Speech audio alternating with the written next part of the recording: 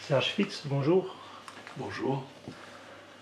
Vous abordez et développez des thèmes que l'on pourrait qualifier de novateurs, en tout cas qui sortent d'une certaine habitude, d'une certaine convention. Comment est-il possible d'aborder ces nouvelles choses avec le vocabulaire dont on dispose aujourd'hui?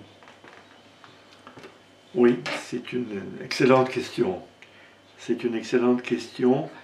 Les mots sont au départ cadrés et lorsque la situation évolue, lorsque la conscience humaine évolue, effectivement le mot va se trouver un petit peu à l'étroit dans son cadre.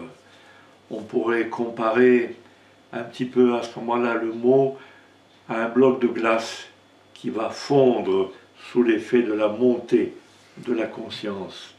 Fondre et donc devenir moins précis, plus large, avec des multisens, des sens différents, des sens qui vont évoluer et permettre une communication plus large.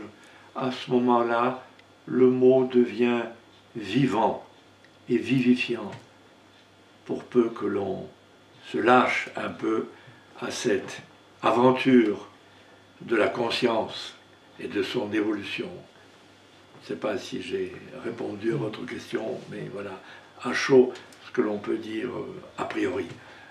Juste pour apporter une précision, est-ce que ça voudrait dire que dans certaines situations, on est prisonnier de notre façon de nommer les choses?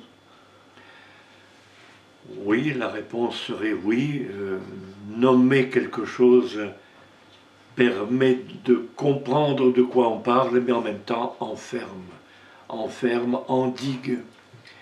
Et c'est pour cela que le langage imagé, le langage symbolique est tellement riche.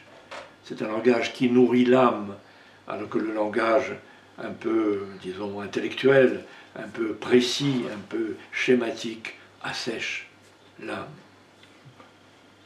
Merci, Serge Fitz. Merci à vous.